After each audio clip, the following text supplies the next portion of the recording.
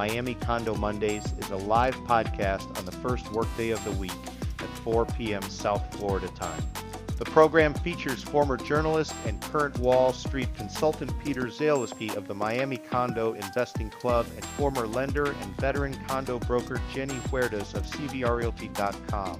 Recorded weekly in greater downtown Miami, this one-hour discussion will provide a refreshing and sometimes controversial perspective on the state of the South Florida condo market from a pair of seasoned real estate professionals who do not always agree. The program won't tell you what to think about the South Florida condo market, but will give you something to think about before buying, selling, taking listings, or financing units. This podcast is not authorized by the Miami real estate industry and will quite possibly annoy many of its figureheads. Welcome to this week's episode of Miami Condo Mondays, broadcast live on the social media accounts of Peter Zaleski and Jenny Huertas. Happy Monday! This is Miami Condo Mondays. I'm Peter Zaleski. I'm the founder of the Miami Condo Investing Club. Also am a former journalist. I'm a condo consultant. I do expert witness work.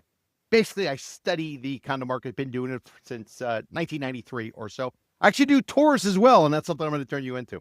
But basically, it's Monday. It's 4 o'clock-ish, kind of on Miami time today. We had a little bit of a technical issue, but hey, that's what summers are for. I want to introduce you to my co-host or my partner on this podcast, Miami Condo Mondays, every Monday at 4 o'clock. So at the time that you're getting sick of listening to your boss and you want to doze off, maybe you're stuck in a car and you're heading north on I-95 or you're on Federal Highway, bumper-to-bumper traffic, turn off that 1980s soft rock. Just get rid of it. Learn something. We're going to teach you about what's going on in the condo market. Today we're talking about greater downtown Miami, but particularly the Brickell Avenue area. And I got nobody better to discuss this market with than my partner in the podcast, Jenny Huertas. She's a broker owner of a firm called CVR Realty. You can look her up at CVRRealty.com. After we're done with this podcast, I'm going to go ahead and I'm going to do a little bit of editing, and then we'll go ahead and make it live. So that's Jenny Huertas, CVR Realty. I'm Peter Zaleski, Miami Condo Investing Club. All that being said, let's go ahead and get started. And the first question to ask is, Jenny, you came out on our tour on Saturday. We got out there at 10 a.m. We went and wandered around. We did about 4.5 miles or so. It was nice and hot and humid, plenty of chickens, plenty of cranes, all kind of dust in the air. I don't have a car, so I didn't get a flat tire. Some people may have. But what did you think of the tour, and how was your weekend?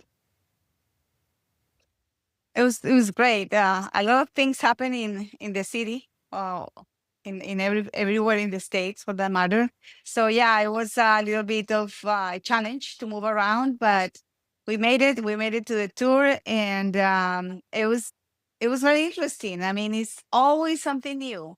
Even though I've been working with Peter for years and years, every time you go on a tour, you learn something new.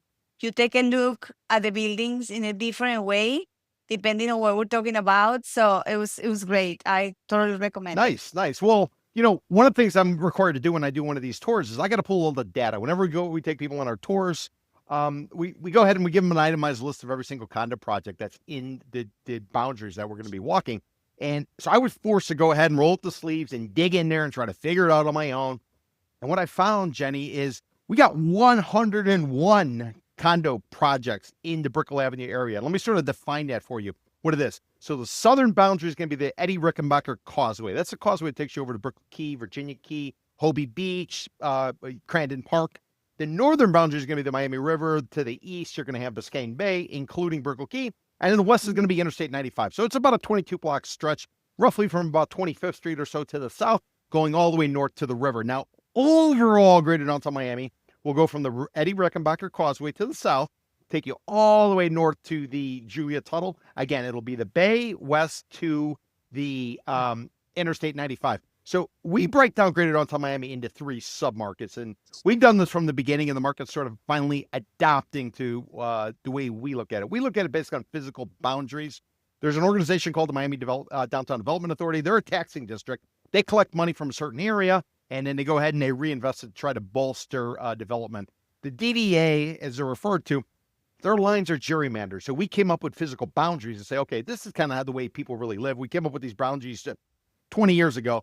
And now it's all finally starting to get filled in. For the longest time, Jen, if you remember, greater downtown Miami effectively was a hole in the donut. 'Cause you had Aventura, you had the beach, you had the Gables, you had the Grove, but there was really nothing going on in greater downtown Miami.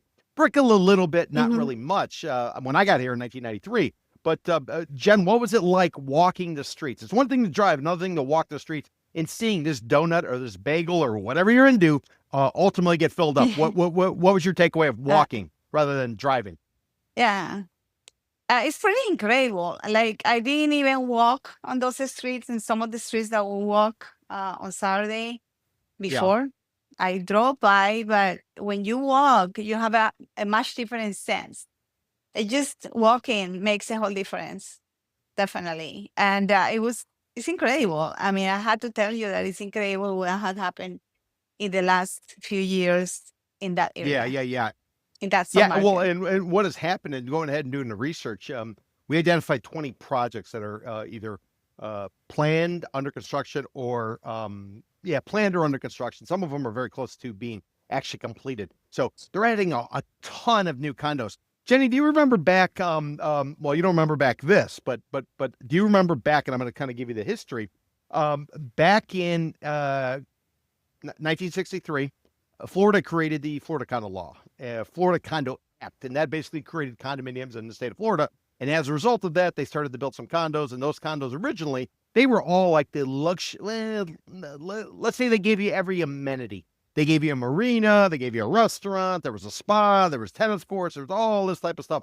Now, fast forward to today, where condos are basically a utility. It's something that, if you want to try to buy, this is the only thing you're going to be able to buy because single family houses are simply, especially at this moment, are simply so high. So condos used to be like this luxury, this amenity, this specialty because you wanted tender loving care, kind of like when you go to an all-inclusive resort. Versus today, it's kind of like tenement housing. When you got to Miami in the early '90s, what was it like? Was it similar to what I'm sort of describing? Yes, actually, we didn't have any of the new condos from, we started this development really in the 2000s. So yeah, the the condos in Brickell used to be in a specific area. It was a residential area south of Yep, all the 15th way Road south. Yep. to so anything below, anything north of it, it was banks. It was lot of banks, a lot of office space. It was the And, financial and, center. and It Jenny, was called the and Jenny, financial maybe some center. people are new, so let's sort of lay it out to them. So 15th Road, when you're in the Brickell Avenue area, 15th Road, there's a church there called St. Jude's. Basically, Hmm. anything south of St. Jude's going towards Coconut Grove, going towards Key Biscayne, that was condos. Everything north going towards the river, that was all office buildings. It was earmarked for office buildings Yes. to the north and then residential sort of to the south. Correct, Judd? Yes, correct. Except for some lower lower rise buildings that they were there west of Brico, they were there for a while. But other than that, it was just the financial center. It was called Brickell Financial Center before we start doing mixed Yeah, use. that's right. And one of the reasons we started doing mixed use is in the early 2000s, right after September 11th, Alan Greenspan, the Federal Reserve chairman at the time, he took interest rates down to zero. And because they were at zero, money was cheap to get. And suddenly, condo developers, the likes of George Perez of the Related Group, Edgardo Di Fortuna over at Fortune, and others, Swire, obviously, Swire Properties, that's the Hong Kong based entity that owns Cathay Pacific, and they also have major investments down here. They all started taking advantage of it, and they took what should have been office space, the land, the dirt, and they said, you know what? If we build offices, we got to lease it out. It's going to take forever. If we build condos, we can be in and out in 5 to 7 years. Let's go ahead and do that. Financing was readily available. Speculation was readily available. Fraud was worldwide. And as a result, we put up somewhere in the vicinity, greater downtown Miami, about 22,000 units. Now, before that, from 1963 until about 2001, there were a grand total of 11,500 units. So, Jenny, think about that. We went from 11,500 units from 63 up until 2001, and then all of a sudden from 2002 to effectively 2010 or so, we put up 22,000. So we tripled the number of condos in 8 years or so. Yeah, it's pretty crazy when you see the numbers and they created an urban and work and live space where you can walk to the office and enjoy amenities like good restaurants and things like that during all these years. Fast forward to 2025. How many we have now? The new ones are going to be, what is the Well, number? and it's a Pete? perfect segue. The number right now, and so we've looked at the Edgewater, Midtown, Wynwood area, which is going to be the north. That's an area we call Biscayne Boulevard Corridor. We looked at that because we did a tour 2 weeks ago. And then I ran the numbers for the Brickell tour, which we did on Saturday, where it was nice and it was fun. A little hot. Well, not really hot, but you sweat a lot. But this time we did Brickell, and now we need to fill in one more market, which is going to be the Central Business District or the downtown area, or some call it the World Center area. So that'll be the river north of MacArthur. So at this point, before finalizing and updating our database, which by the way goes back to 2006, before updating our database, I will tell you we sit today at 201 condo projects, of which 101 are in Brickell, and 57,563 units. 57,563. Remember, 1963 when they created the Florida Condo Law or Act, up until 2001, you had 11,500. Then you went from 11,500 to somewhere in the ballpark of 33,000 or so, and now 57,563 and counting. What do you make of that, Jen? That's a short period of time to put up a hell of a lot of product. And by the way, that's only condos. That's not the rental towers. How do you know the difference between a condo and a rental tower? Pretty simple. A telltale sign from a rental tower is probably going to have balconies that are not glass. Some of them may have glass, but typically like rails.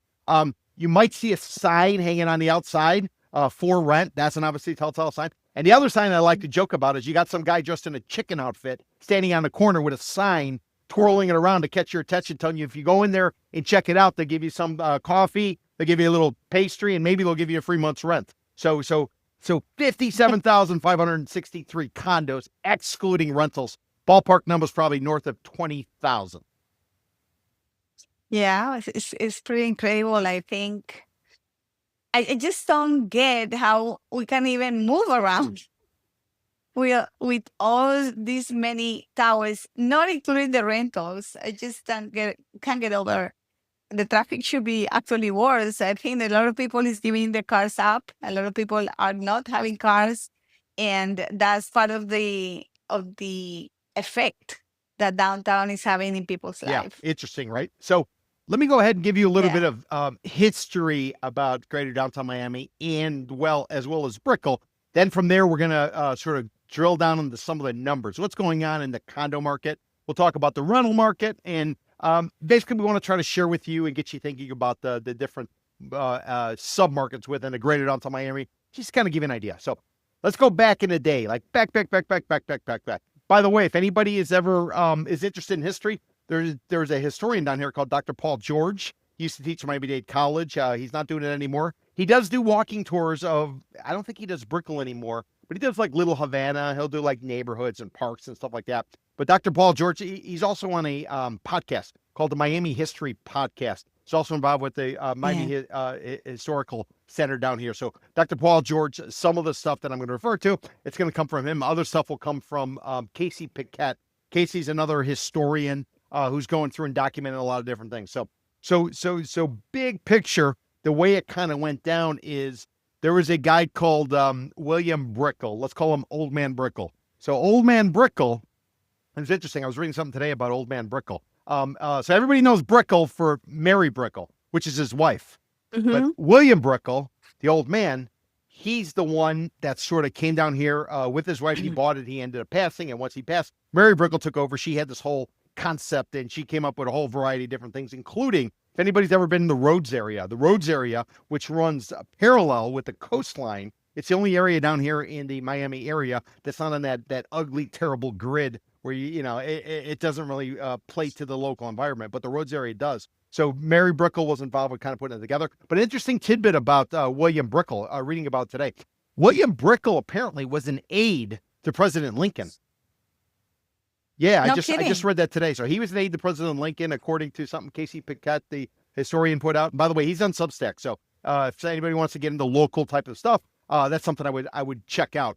Casey Piquette, Casey, I think it's Picket. So according to Casey's piece, and he documents a lot of it, that, William Brickell, he was an aide to President Lincoln, was actually living in the White House in and around there.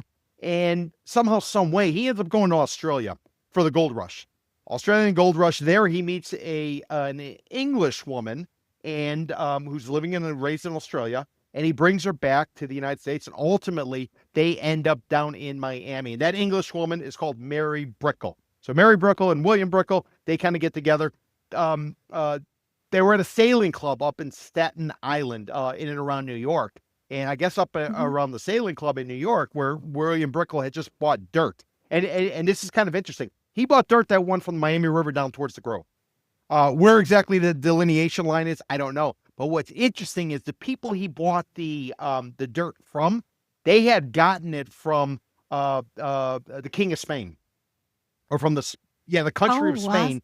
They somehow a deal was cut. I don't remember what their names were. And William Brickell buys it. He takes it all down. He sets up a trading post right there on the south bank of the river, right in and around what we now call the Miami Circle. That was a ceremony area used by the Gestas back in the 90s. A developer, a guy called Michael Bama, was getting ready to put up a condo project there because there was a lot of, people who lived there way back in the day. You're required to do a archaeological dig, and do some other stuff. Lo and behold, they found ultimately what turned out to be the Miami Circle. State of Florida paid Michael Bauman to leave, go away. He took the money, went ahead and built a project that ultimately he sold. It's now called Skyline.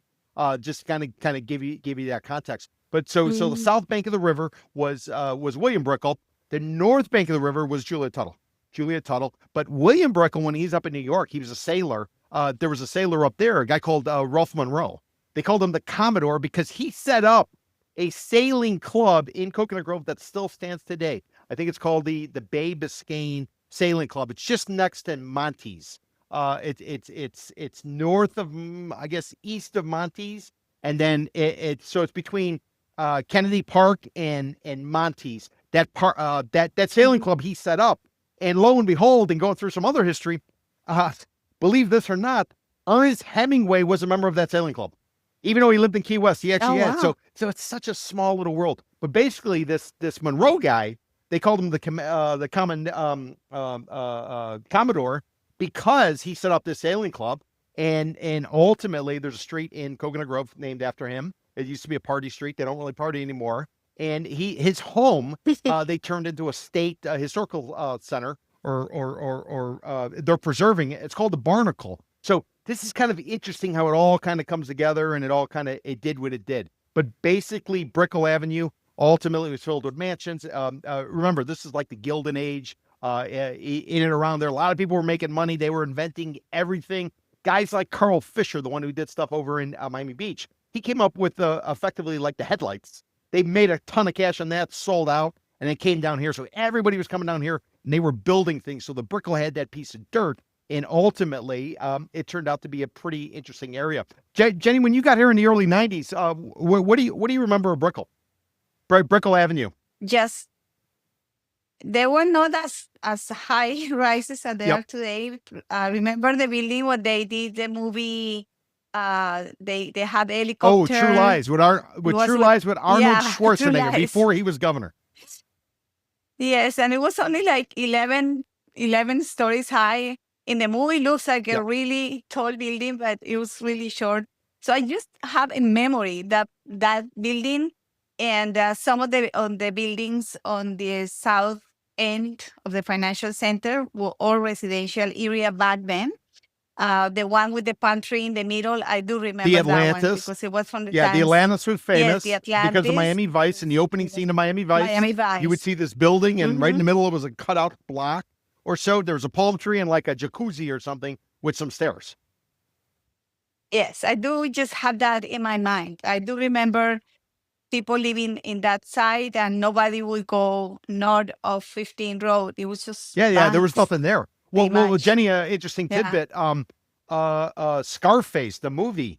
So Scarface, the movie, most of which was shot down here, and ultimately they got run out of town because people started to get a sense locally that they were going to depict the Cuban American population in a negative way, so they got run out of town. But if you remember in the movie, Al Pacino ends up taking out the Don and he replaces them. Do you remember that?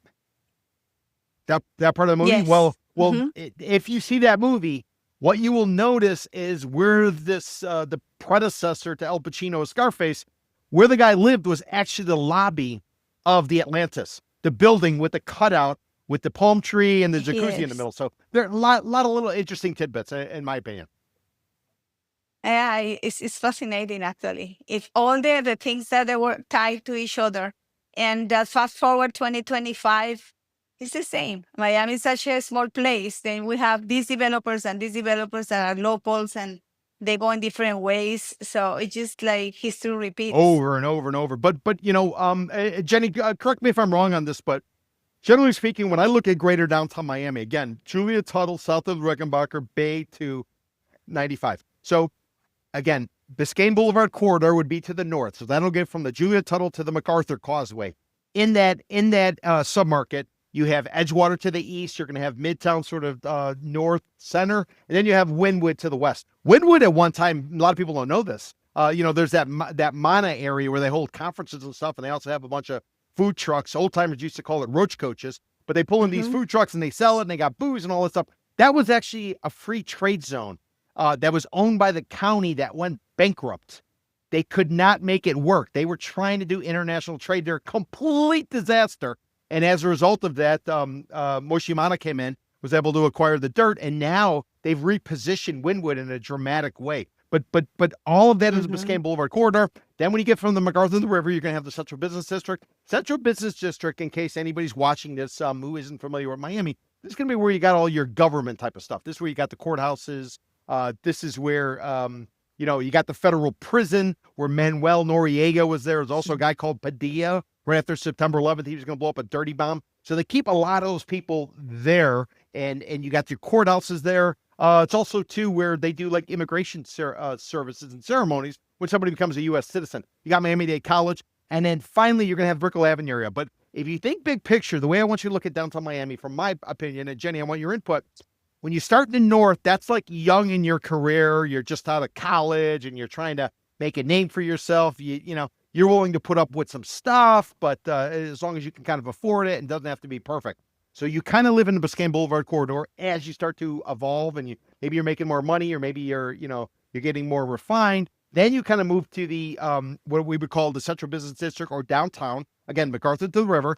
And then once you sort of achieved it, you're going to end up in the Brickell area. And as far south as you go, that's basically how successful you are. And again, generally speaking, the Edgewater, Wynwood, Midtown area, you're probably gonna get a view, but you're probably not gonna really have walkability. It's still a little gritty.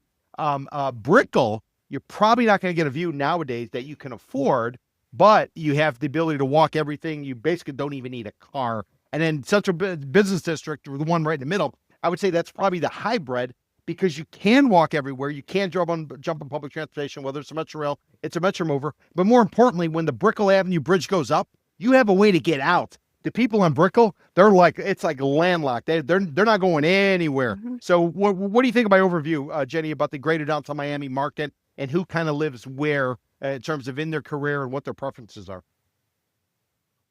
I mostly agree, but I think greater downtown Miami, because the Miami World Center, because we got Apple and we got the train station to go into Orlando and all these new amenities and new restaurants and things like that. Getting out off in I-95 quickly, being so close to the beach is becoming more and more like even with Brickell. Because yes, that's right. What you say was right back in probably 10 years ago. But I feel like right now, even price-wise, because what happens is that you still in greater downtown, in the business district, you still have views. You have more views in the towers than you do in Brickell, because it's the bay. The part of Brickell that is on the water is only Bayshore Drive, really, and it's just a very small side of it, unless you go to the older part of Brickell. That was where everybody lived, Bayfront, back in the time. Now you see construction everywhere. You see construction across the street from the Bay buildings and even all the way into Little Havana, pretty much, and I-95. So yes, I think both areas, that area gentrified first. That was like the experiment where we have all this mixed use and the people was comfortable living and playing in the same place. And now I think the downtown Miami, the area in downtown Miami close to Miami Beach and World Center is getting there. Actually, I think you had more room for appreciation in the central business district that you do probably in Brickell, in my opinion. No, no. Depends on the No, building. that's interesting. I'm just trying to think about the views though. Like where would you have to buy in order to get a view? Central Business District, you're going to get more than Brickell, but like a lot of that stuff was built last generation. That was built before the Great Recession. Mhm. So that stuff's getting a little bit long in the tooth. It's going to be coming up on 20 years or so, which means, when you get hit 30, you got the big milestone inspection under the new laws that went into place as a Yeah. result of Surfside, where nearly 100 people died and there was $1 billion settlement paid out. So yeah, I mean, I guess there's some stuff, but like if you go deep into like the Miami World Center area, I know this is about Brickell, but I'm just thinking, what do you got like Paramount Miami World Center? You're behind every other building. Mhm. You don't really have anything over there. You got a ton of rentals going up. The neighborhood's still sketchy because they haven't built it all out. If you park your car there, chances are somebody's gonna pop your window and steal some change or something, out of it. So yeah. It's kind of in transition, but Brickell, I would say that's kind of where everybody wants to be because it's almost as perfect as it can get. And then Edgewater would be the opposite. And then Central Business District, my opinion, would be somewhere in the middle. But Yeah, no. Location wise, I definitely agree. There are some empty lots still in front Yep. of the bay in downtown Miami, which probably in the next boom, because I don't think it's gonna happen anytime soon. You're gonna have these bayfront places. But yes, I agree that is in the middle road. But as it gets so busy, then you're gonna start thinking maybe I shouldn't, if I'm not gonna have a view, I probably rather to have a condo in downtown in the World Center, and because I can get out Yeah. of there, basically I can move around a little bit better than Brickell. That would be the question for whoever is gonna buy here. These are the options. What do you prefer? You prefer to be where everybody is already, but it's gentrified already, or you want to have a little bit room for improvement? Okay, so we told people a little bit about the history. We told them a little bit about what we saw as part of that history. We also told them too about the different areas. Remember, Biscayne Boulevard corridor to the north. That's where you got your Midtown, you got your Wynwood, you got your Edgewater. Then you got Central Business District or downtown. That's where you're going to have all the the sisters, they used to call them early on, with all the high rises overlooking Maurice Ferre Park, which is also called Museum Park, as well as the Casella Center, which used to be known as the AAA or the American Airlines Arena, where the Miami Heat plays. To the west of that, you're going to have brand new development going on up in a historically African-American area called Overtown, but now it's kind of spilling over.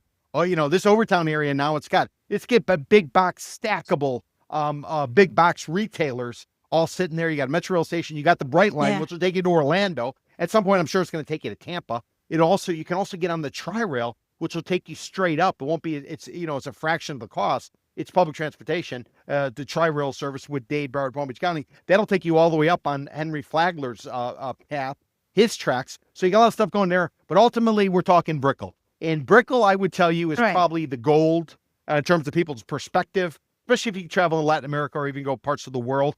People know Brickell because of, like you said early, it's got all the banks. It's like the Latin American Wall Street, if you will. And, a guy called Ken Griffin, he's a billionaire, Citadel Hedge Fund. He moved down from Chicago. He bought a piece of dirt and he wants to put up a $1 billion office tower right over there on effectively 13th or Coral Way, whatever you want to call it, right where it ends in the bay. At one time, it was supposed to be a Brazilian condo developer. Then a guy called Tibor Hollow was supposed to put up a project there. Now, supposedly, it's Ken Griffin. Stay tuned, though.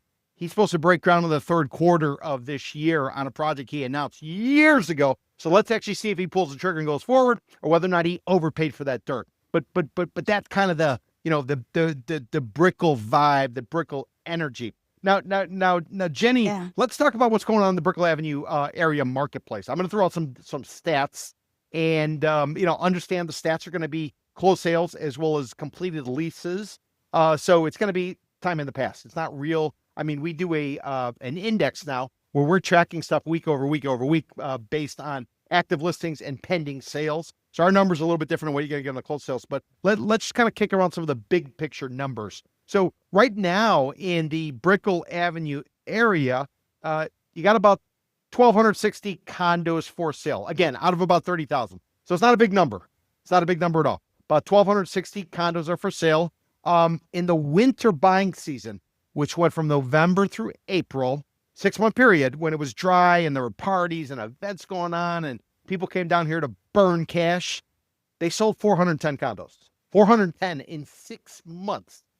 1,260 are on the market today. If you just do some rough math, 410 condos sold in 6-month period, like when everybody's in town, that's going to give you an average about 68 condos a month. Now, if I take those 68 sales, and let's just say it translates over into the summer buying season, which is May through October, it's going to take me 18 months to sell the current supply if no other units came on the market and everything were to transact at the same pace. Typically, 6 months is equilibrium, a balanced market. Less than 6 months, sellers got the advantage, more of that. Buyers have the advantage. Jenny, this is the buyer market statistically in Brickell, but if you talk to any realtor, Brickell Avenue area, they're going to tell you you're crazy, just like they tell me I'm crazy. Yeah, but I was looking at the numbers after our tour, and what I thought it was interesting is like, yes, we have all these units in the market, and it's based on the overall stats is the buyer's market. But I was looking building by building because I was looking at buildings that were 10% or more. So that gives me a little bit more inventory to put one against each other. So you were relying on the comparables. handout I give everybody who comes on one of our tours.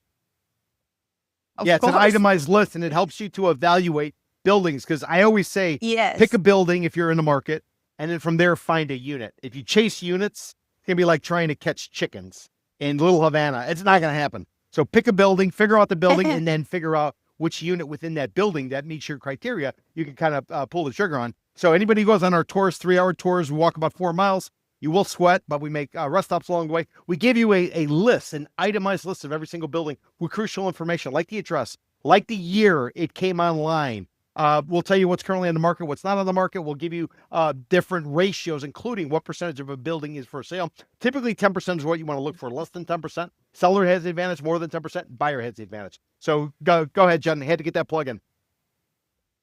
Yeah, those numbers are powerful because even in an overall market where you see a lot of inventory, it seems to be that it's spread around. So there is not too many 10% or more. Yeah, probably about 4 or 5. At least. Probably about 4 or 5 from what I could see. Yes. Yes. So in talking about that stat in particular, if I want to focus on a building, I want to have advantage, and some of them are steady right now.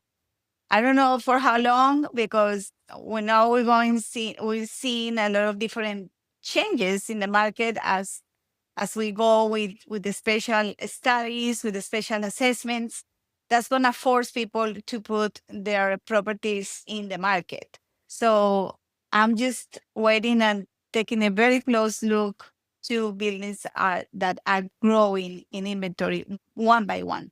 Because having the whole information, even the history of that, actually your class of history was pretty cool today, I have to say, because it ties everything up. But if you want to take a closer look, then you have to concentrate in a building. But the beauty of walking them is that you're gonna see who is the neighbor of that building that you may consider, how it looks like, what is the feeling like. So that's I think people should walk to the buildings instead of driving by. Well, and because of the traffic on Brickell, you're pretty much forced to walk. Well, this is true. This is true. Now, Jenny, sticking with the the number of units on the market, Let's talk about vintage units. Anybody doesn't know, let me kind of give you our overview. So Surfside collapses June of 2021. It is a moment that changes South Florida real estate, just like Hurricane Andrew did in August of 1992. When Andrew hit, there was so much destruction that the state of Florida, with the building industry as well as the insurance industry, they changed how stuff was built, especially down in Dade and Broward County, Miami-Dade and Broward County. You also had changes to condominiums. Insurance companies don't want to spend money, and if they are going to insure somebody, they want to make sure they got a fighting chance that the building's going to be able to survive one of our hurricanes. And that was even before. That was back in the day when we didn't have the same climate types of changes that we have going on right now. So fast forward, June of 2021, Surfside happens. All these people die. Insurance companies got $1 billion payout. Lo and behold, they lobbied the legislature. Legislature puts in place a bunch of different laws. The laws are, you got milestone inspection at the 30-year mark of a building, and every 10 years, you got a structural integrity reserve study. So every 10 years, structural integrity reserve study. Year 10, structural integrity. Year 20, structural integrity reserve study. Year 30, you do a milestone. Year 40, structural integrity, yada, yada, yada, yada, yada. Now these studies are based on some industry standards that the state of Florida pretty much, they didn't care about. From day one, when they created the Florida Condo Act, from everything I've read, you were required to put money in reserves to pay for this type of stuff. But Florida gave you the exemption to go ahead and simply kick the can and say, we don't need to do it. Why? Because everyone wants to keep the maintenance down. So lo and behold, we have this issue. And after we have this issue, then what you get is you get a catch-up. Now suddenly you got to get all this work done. You got to do all these inspections. You got to start putting money in reserves. And maintenance fees are going up significantly. Special assessments being put in place. Insurance is going up. And this is creating downward pressure on pricing, because anybody coming in and taking out an existing owner, who in their right mind is going to step into a building, a high rise? And we ballpark special assessments on these high rises at $100,000 per unit. So, these are big numbers. So who steps in? And if you have all this stuff, so that's why sellers are being increasingly, they're feeling the pressure to cut prices in order to sell. But many of them have overpaid, or many of them feel as if they have gold, and they're thinking that it's still the days right after the pandemic when you could come to Miami Beach and get on a police car and twerk, and all hell was breaking loose. They don't realize that the market has sort of changed, and this is creating the pressure. So these are called vintage condos. Jenny, right now, Brickell Avenue, vintage condos, you got 183 for sale. In the winter buying season, 76 sold, 76. So if you do a rough math, that's about 12, 13 a month. And you got about 14 months of vintage condos. The interesting thing about vintage condos is they were the original ones we were talking about that were built in the 60s, 70s, and 80s. And one last tidbit before I ask you to respond. 1963, Florida Condo Act is passed. We got a building based on our research that is standing that opened in 1963. It's called Brickell Townhouse down there south towards the Rickenbacker Causeway. So think about that. That's in and around the time Kennedy was killed. That's when we had the Cuban Missile Crisis. And this building is still standing, and they're trying to get top dollar for their condos. Yeah, the interesting thing about what you say about the vintage and why is it called vintage now when 10 years ago wasn't?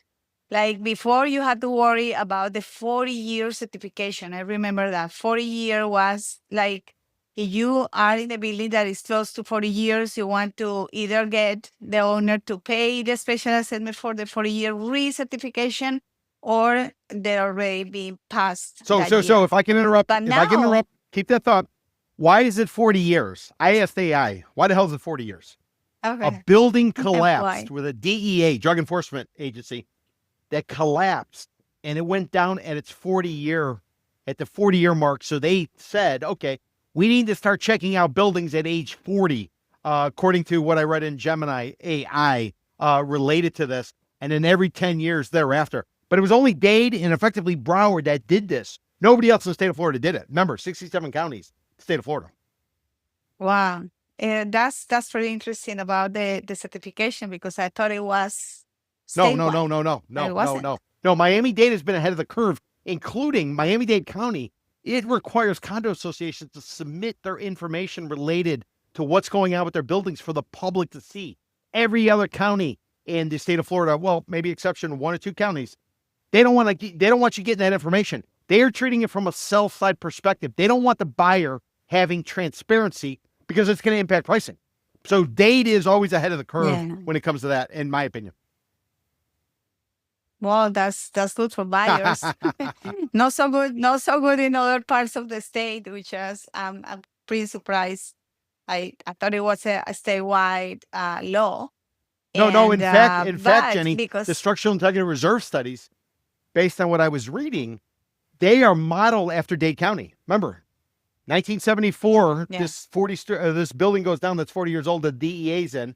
It collapses. They put in place the requirement in 75, and then they said after 40-year mark, every 10 years we want to check up on it. So that becomes what's ultimately incorporated into today's SIRS, and it's also something that's used nationwide with an organization of people who do these what's called reserve studies. So the reserve study was there before from the 90s, and then all of a sudden it turned into a structural integrity reserve study. So all of this stuff was available, but we never basically required it in Florida. But Surfside forced that in June of 21. Oh, I see. And well, all these studies, all this recertification, all these things that everybody has to do has a cost, and it's not cheap. Isn't cheap. It's millions of dollars for those studies. So that's where your maintenance is not gonna go down. It's gonna go up. And then people that is living in these buildings for 40 or 50 years, they probably retire already, and maintaining them, where they used to pay for 1,200 square feet condo, they would pay less than $600 a month, and now is $1,200 a month. That's a huge hit for somebody that already even paid for that property, or probably refi, who knows. But the question, the reality is that lots of people are realizing, say, "Oh my God, what I do now?" Or maybe I just sell and go somewhere else. And I think that's going to be happening in the next few So months. this is why I argue that condos are commodities. They are salty snacks. They are oil.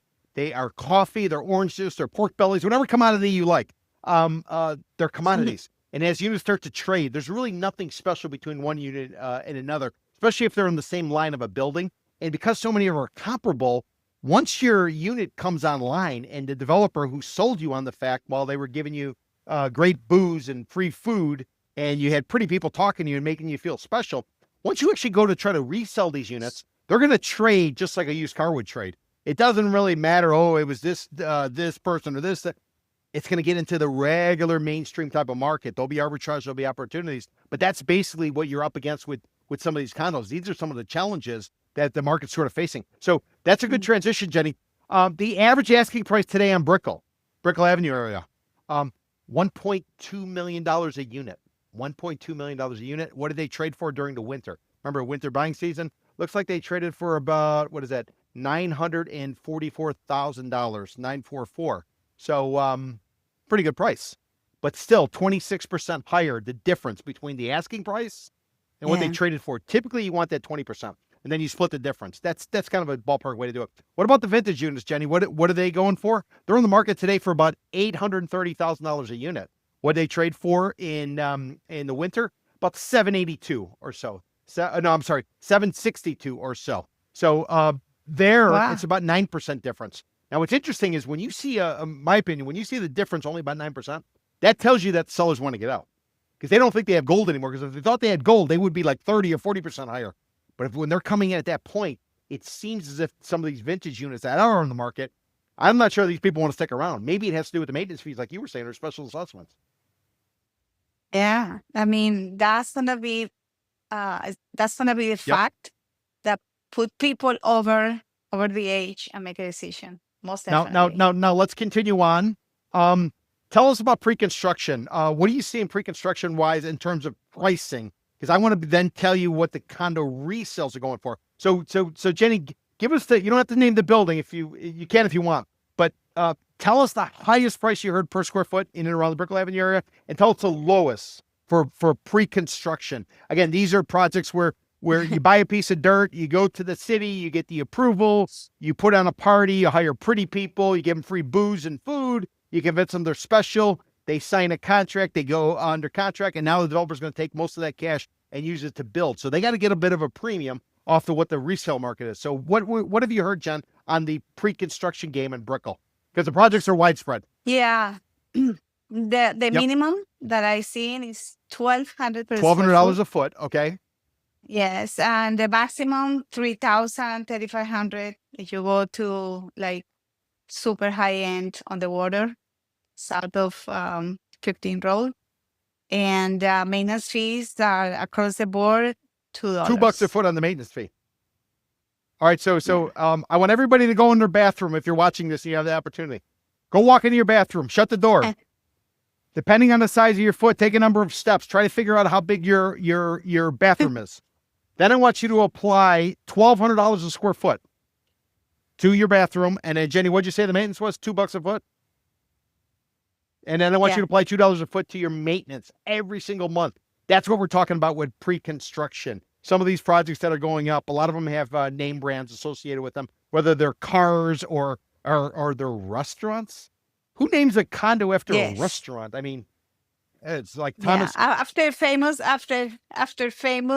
chefs, like now it's like Michelin and all that. It's just important for people, for fun of brands. Yeah, but it's not my thing. Michelin's one thing. Some restaurant, I mean, what happens if there's a Me Too moment? What happens if there's a Subway moment? Remember that guy, Jared? Remember he was the face of Subway? And then lo and behold, something came out. And then they're like, I mean, how do you name a building after like a chef? That's Miami. So that's Miami. So Jen, you said $1,200 a foot pre-construction, up to Minimum. $3,000 a foot pre-construction. Okay, let me tell you what's going on in the resale market. Resale market right now, price per square foot. It looks like overall condos $828 a foot. So you're talking about almost 50% increase, at least 40% increase. It should be about 20 to 25% from everything I've seen over the years. So that seems a little bit inflated. What do condos actually trade for in the Brickell Avenue area on price per square foot basis? About $714 a foot. So if they're trading for $714 a foot, in my opinion, they are inflated. How the hell are you going to get $1,200 a square foot for new construction, given the fact that the units are going to be smaller? These older buildings, they tend to be expansive. A one bed's 1,200 square feet. Now a one bed's like 700, 750 square feet. Two bed now it's 1,000. That used to be north of 2,000. Right or wrong? Correct. That's right. Wow. So that's quite the commitment. Yeah, it is quite a commitment. And when I go to see, this sort of product with clients or with my agents, I always ask them, okay, how much, my question to them is, how much you think they're going to go up? Like, what is your watermark? Because that's what you buy, right? Thinking that maybe in the future, instead of this much, you're going to get this much per square foot, or in the price that you pay for the price that you So you're almost saying that the bumps already occurred and they're buying in too late. And now for them to make any money, in theory, you're going to have to get another surge, like another pandemic or something, where you force people down here because they can work from home and they get to work on a police car, and therefore they're willing to spend big money. So you're asking them, what do they anticipate going forward? Haven't we already pulled forward all of the appreciation? Yes, that's my concern, to be honest with you, if I were an investor. However, there is people here, and we talk about this in another podcast, where the people want to put their money here because they feel like at least they're going to get that money back, but not counting on appreciation, because the future appreciation was what prompted our last boost. Remember our last boom? Is that okay? I buy in 400, I can sell in 500, but if you buy like one bedroom in 1.2 million, are you gonna be able to sell it 1.8 million? If you have like 20,000 more alike and with the same views or same amenities, because they're all competing with having all these amazing services, or Airbnb model or any given model that they're using to sell these condos. So my concern really is if these places are going to be more in few years or they're going to be less. Only the time will tell us. See, now you are showing, I'm not going to say age. I'm going to say you're showing your experience. And what what do I mean by that? Anybody who was here prior to and during the Great Recession, they know what a high water mark is. They know how low the tide can go. If people arrive since the Great Recession, they've never actually gone through the kind of volatility that's pretty common in South Florida. In fact, there's a book that I always tell everybody to check out. It's called Bubble in the Sun. Bubble in the Sun. It's nonfiction. Yes. It's about the 1920s Florida land boom, and the author makes the argument, as a financial journalist, makes the argument that's what triggered the Black Friday, which ultimately led to the Great Depression. Part of it had to do with tariffs and other things, but that's kind of a different story. But you know, these are things to sort of keep in mind in terms of how it all kind of interacts. Yeah. So most times I ask people, do you want, I mean, you buy whatever you want. If you want 5 stars, 6 stars, 7 stars service and you work all your life for that, or you have so much money that you just want to have that, actually perfect. I go and help you. And this is, to me, this is the best feeling, what you're looking for. But if you want to do this for an investment, then you have to, with all the product that is coming in line, I would say wait a little bit, see how these new buildings perform on the resale to see where do you want to be. So it's, you know, there is something for everybody, not for everybody really, but people with money, because Miami is an expensive market. Yeah. It's not cheap. It's not cheap. It's not gonna compare with any other city that is not New York or Los Angeles. We're right there. So I think, and hopefully people don't take this the wrong way, I think buying a condo is difficult as having the ability to make a kid. And what do I mean by that? Everybody, for the most part, can do it. Anybody can do it. Doesn't take any brains to be able to buy a condo or possibly even start a kid. We'll see what the reaction is, but that being said, so anybody can go in. The real key is, can you sell it? Can you actually get it out? Can you get rid of it? Going in, it's burning money. Anybody can do that. But can you actually sell it and make a profit? So let me give you a quick indicator, Jen, on these numbers real quick before we kind of move on. Okay. You know, the condos that are on the market today, remember, they're asking $1.2 million a door. They've been on the market 152 days. They don't have a contract. 152 days sitting there paying maintenance fees. And if it's not rented, or maybe you're living there and it's still okay, but maybe you need to move. Maybe it's vacant. Maybe it's whatever. 152 days and not rented. How long did it take for the units that traded in the winter buying season of November through April? 96 days. So if you put it on the market during the winter, 96 days gone. Now 150 days, 52 days and counting. So that's something you sort of keep in mind. You know, anybody can go in and buy it, but now can I sell it? And unfortunately for many of these people trying to get out of it, we're going to have to see how it goes. And buyers are savvy. Days on market gives you a real good indication. Are buyers queuing up? Are they lining up? Are they giving multiple offers? And that days on market keeps going up. I would venture to guess no, they're not. Therefore, you should have the ability to negotiate down on pricing. What say you, Jenny? Absolutely. That's the reality. And when you ask me and you tell me that I'm super optimistic compared to you. No, I am optimistic, but I'm running numbers. I'm looking at this stuff, and that's why I'm just like... I look at the numbers. The only difference between you and me is that you look at overall market, and when we went to the proof of this is when we went to the tour and we have all these numbers, and I start taking a look and we talk about this. It's like, okay, they are scattered. Right now, they are scattered. On the units that are for sale are scattered.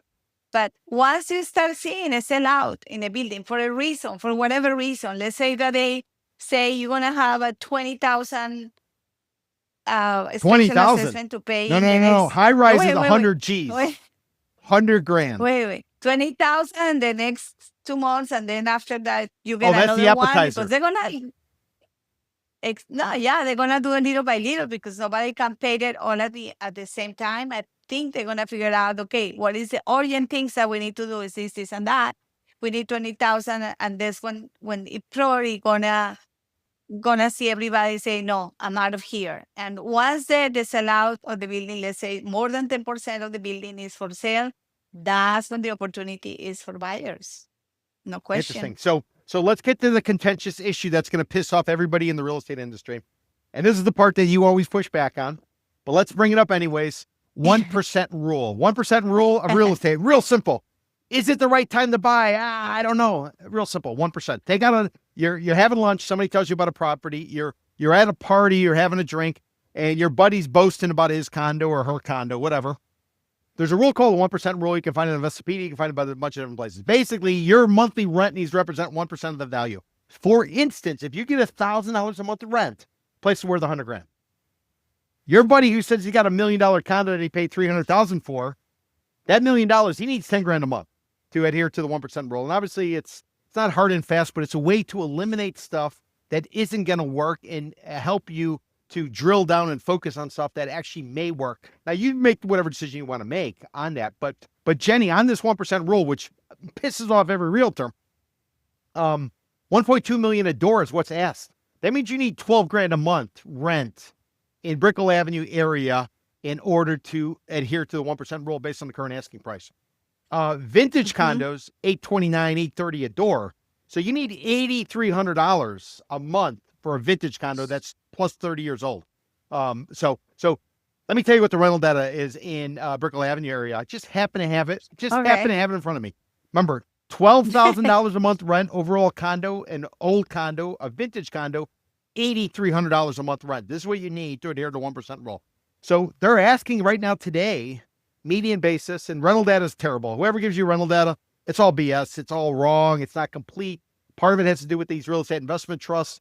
They don't actually put their stuff in the multiple listing service, and there's no requirement by the government where anything has to be recorded. So it's all kind of hearsay. So, but we're gonna use it. We're gonna say median's right in the middle.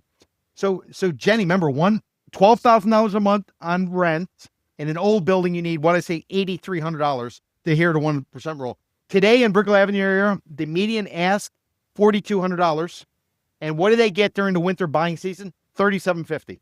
So based on this, a condo in Brickell Avenue is worth $375,000 unless you as a buyer wants to subsidize your tenant to live there. And if you do, you give me a call because I would love to move in there in your place and have you cover a lot of the cost and the excess involved with it. So Jenny, tell me why I'm wrong about the 1% rule.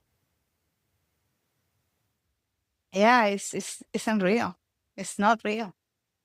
Because the prices are too high. The prices, you saw it. Or the rents are too low. Or the rents are too low. The rents are too low because compared, they're too low, but they're still high.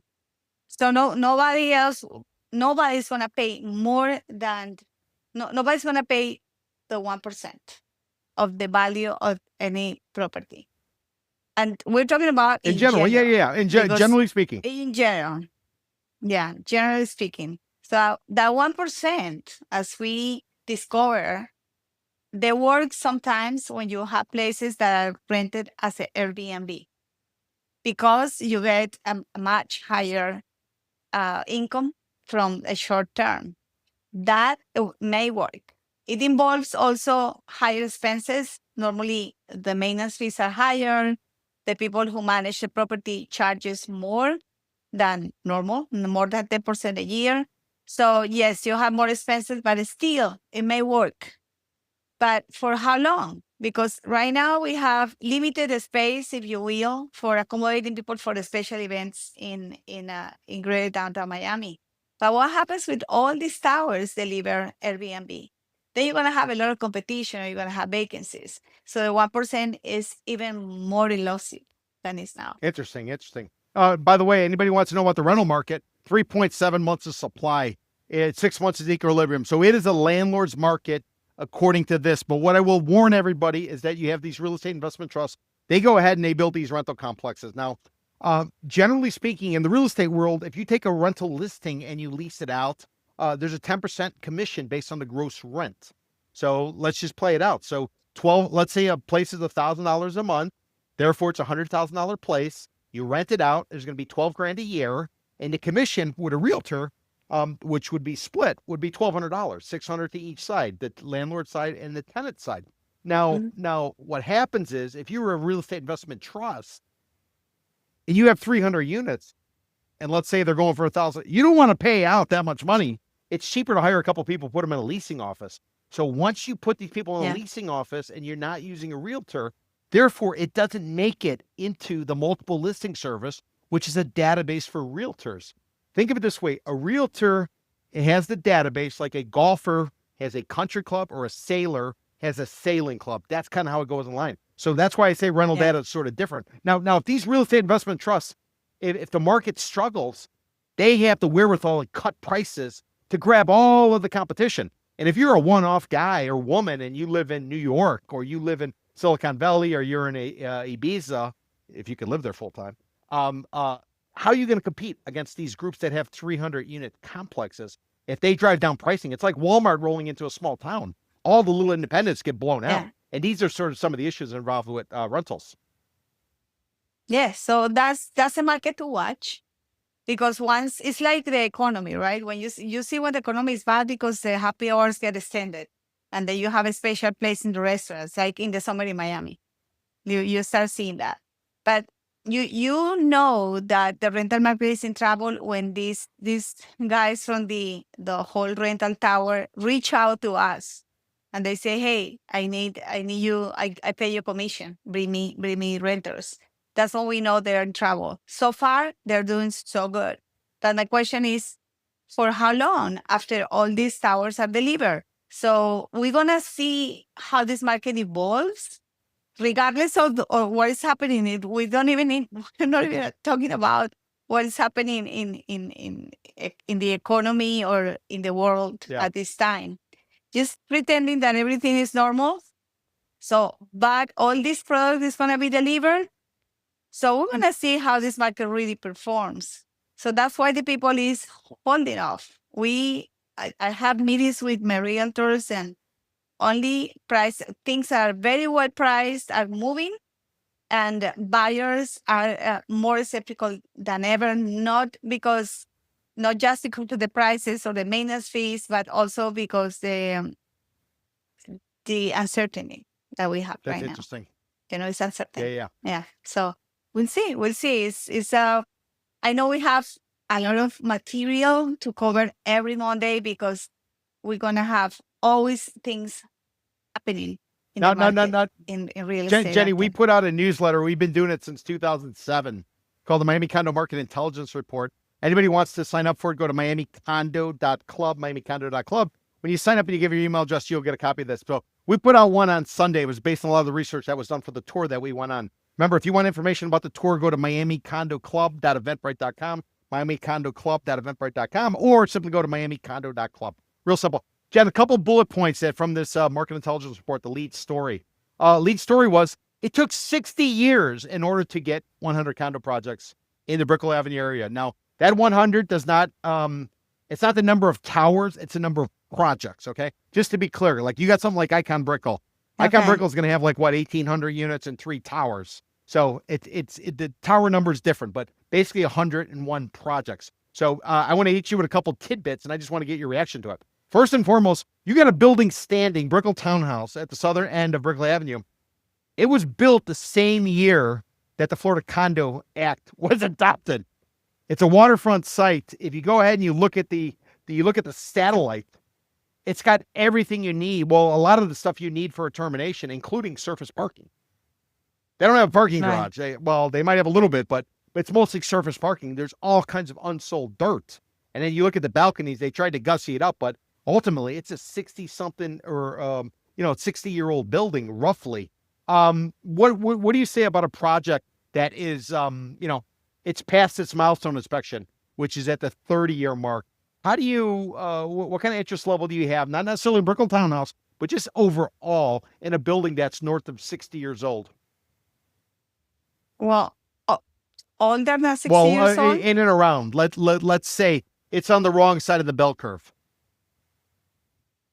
Well, it depends on where it's located. If it's in the water, maybe you want to buy cheap on the hope that a developer come and buy you out. But if you're in the west side or no views at all or anything like that, then you have to look at the quality, because some of the older buildings were, believe it or not, better built, like solid. So that's why you have to touch and see. It's not that you can buy online. You should Yeah. not. And I would encourage anybody. It really, I would encourage depends. anybody, because of the Florida condo law. If you are looking to buy a condo, get a copy of whatever report is appropriate. Before 30 years, it'll be a structural integrity reserve study. In and around the 30-year mark, you should get a milestone inspection. That information's got to be shared with you. Now, if you go into Jenny, what do you tell people who want to go after a building where the reports aren't available when they have not yet conducted the study? Because you're kind of stabbing in the dark. You have no idea what they might Right. find. And are you going to pay market price for something you don't know what's behind door number 2? No, definitely not. Either scratch it or lower The price. Yeah. Okay. Another tidbit coming out of the report is, about 29,500 units in Brickell Avenue area of the overall greater downtown Miami market, which is somewhere in the vicinity of about 57,600. Remember, before 2001, 11,500. That's some serious development that's occurred effectively in the last 24 years. Yeah, it's pretty incredible. Really is. I mean, there is a reason why Southeast Florida is a condo lab for the rest of the country. It's because we happen to have all this land that was not developed in desirable areas. So most definitely it's an experiment on the go. We don't know what the future is going to be, but we really have to pay attention. You're right. Silicon Valley, they make technology. We make condos in Miami and South Florida. We're a laboratory, like Jenny says. We're a laboratory. Everything's tried out. You got buyers coming in from all over the world. You have developers from all over the world. Well, up until recently, we'll have to see how that plays out. Immigration numbers are suggesting and travel numbers are suggesting a mighty large pullback. So we'll have to kind of see how that plays out. But yeah, we are a laboratory. Jenny, a couple other tidbits. Another tidbit: 20 new condo projects in the pipeline in and around Brickell Avenue area, including projects like Cipriani, where Lionel Messi, the player of Inter Miami, the famous, some say one of the best soccer players or football players ever, buying in that project. Which, by the way, it's not on the water. It's the old Capital at Brickell site. It was a big hole in the earth, a block, for like a decade or so after a Mexican developer failed, went belly up, had to dump the site. And now they're finally building on it. Why, I just wonder, every time I hear about these athletes and these celebrities that come to town, they always choose like the most interesting properties to invest in. I don't know. I'm not going to ask you to comment on it. I'm sure they're very litigious, but I can comment because I don't think they're really, I mean, they may tell you that they went and they loved the project, but I think it's just a marketing you think it's sponsorship? Tool. I think like I'll say I did that, and all of a sudden you'll throw in a unit or you give me something for it. I am really speculating on this, but I would think this is just a marketing strategy. I remember back in the day in Fort Lauderdale projects, they used to use Dan Marino as a former quarterback of the Miami Dolphins. Jenny, a couple other things. So looking at overall graded down Brickell Avenue area, remember 101 buildings, 101 projects. Remember, there could be multiple buildings in a project. 28 of the projects are vintage. 28. So roughly, 101. So basically 27% or so of Brickell Avenue is vintage. So these are probably going to be costly, and or they're probably going to be terminated going forward, which is what we're seeing with the St. Regis. That was an old project that ultimately I think that was a rental that was owned by the teachers union. But there's some small little projects that you got to wonder about their future. Does that surprise you, Jenny? It's 28 projects in and around Brickell Avenue that are vintage. 20% but that includes the old all of the Brickell Avenue area. Yeah, no. I think it's correct, because that was where in the 80s when they built the southern stretch, 25%. Southern stretch of Brickell. Yeah, all the mansions used to be and stuff like that. Yeah. Okay, Jenny. Here's another one. So remember, we had 11,500 condos up till 2001. Then from 2002 to 2010 or so, we put up 22,000 additional units. Guess how many projects we put up since 2011? Say post Great Recession. 37 projects. 37. So I mean, think about these numbers. If you got a 101, okay, let's remove 37. Let's take it away from there. So, you know, what are we going to end up with? Like, let's call it 60. Just call it 60. You add another 37. So you grew by 50% of where you were before the Great Recession. That's what kind of bandwidth we're talking. And again, or tonnage. And this does not include rentals. These are strictly condos. Yes, something I also noticed is that some of these projects are really, really Yep. tall. So tall, like panorama, like 80 stories, 70 stories. There are a lot of towers that come. That's why you're gonna have a lot of units there, or super luxury units that are half a floor or whatever it is. But it is pretty playable, the growth. I don't know if we can sustain that as far as infrastructure. That's the question. That is the question. So, Jenny, I always conclude our podcasts with asking you, this week, are you bearish? You're clawing down? Are you bullish? Horns in the air because you're going higher? Or are you sitting on the sideline and holding? What's your take on it this week? What's your vibe after going on the tour, talking to customers, talking to people in the industry? Give us some sort of litmus test or a consumer or like a confidence indicator. I think I am steady waiting. I cannot put my clothes yet on the bullish part. We have to wait as well because the people is holding up. In general, I have visited some of the projects and talked to my agents and clients, and they're holding off. Yeah, and at the beginning of the summer buying season, again, May through October, we came out and said this will be a summer of paralysis by analysis. Another way to say it is a summer of wait and see. And I have to tell you, going in so far, it really seems like a wait and see summer. And I would venture to guess, I mean, remember, we got these tariffs, the pause on Liberation Day tariffs. First pause on all the world except China is coming due in, I think it's July the 9th. And then the one that China comes due in August. And everybody knows people in Miami and Florida in August, you're pretty much going on vacation because your kids are going to be going back to school and you want to try to get that time in. So I'm still confident, unfortunately, that nothing is happening till after Labor Day, personally. But that means if you are a buyer, this is probably when you got some chance to negotiate, especially if people are jammed up. They're sitting on the market, what would we say, 150 days? You might have the ability to start coming in there and lowballing. Whether or not you see a seller flinch, I don't know. Jenny, you've had some experience recently in trying to lowball or trying to chase value. You just want to share that with the audience before we wrap up this Miami Condo Mondays podcast? Yeah, I gotta tell you, people is trying to hold into their gold that they think is gold. And when they realize it's silver, then they give me Yeah, but then you're going to pay them copper prices. Exactly. For sure. So exactly. That's a good I one. want to remind everybody, we do these tours. I've just put out 3 new tours. We're going to be launching our first one ever of the Central Business District exclusively. We're calling it Downtown Miami, and we're also calling it World Center.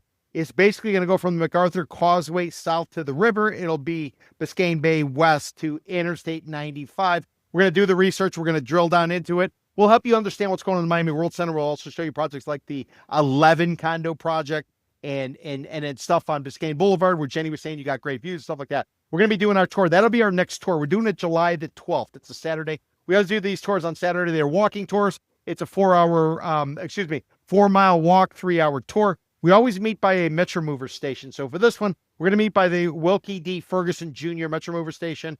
It's over there in by the Bright Line, if you will. There is a cost involved with it. We give you a list. We walk around. We talk.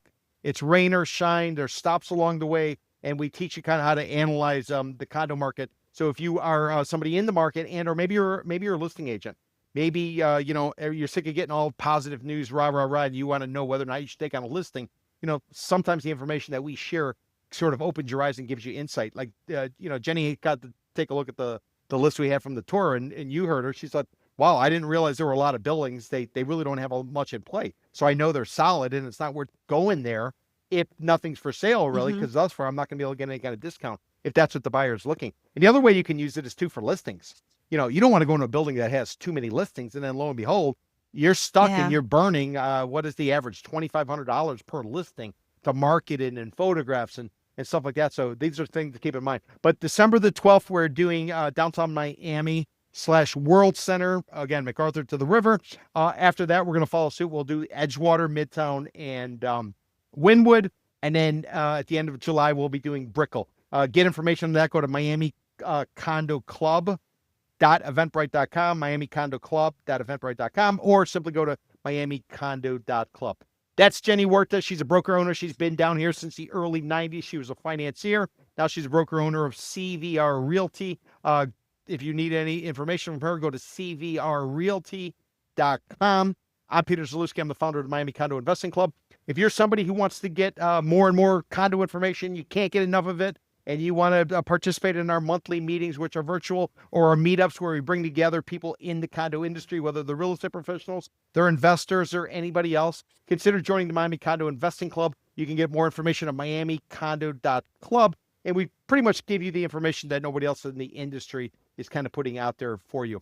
Remember, every Monday, 4 o'clock Eastern time, stop listening to soft 1980s rock. Learn something while you're stuck in traffic or you're riding a train, or if you're sick of your boss because you had to go in the office and your boss is going blathering on, think of an excuse you can put us on for an hour and we'll give you some great information. So I'm Peter Zalewski. That's Jenny Huertas. We appreciate you tuning in for the Miami Condo Mondays podcast every Monday, 4 o'clock Eastern time. Hope everybody has a great week and happy Monday. We will see you next week. Ciao, ciao. Ciao, ciao. See you next week. Bye.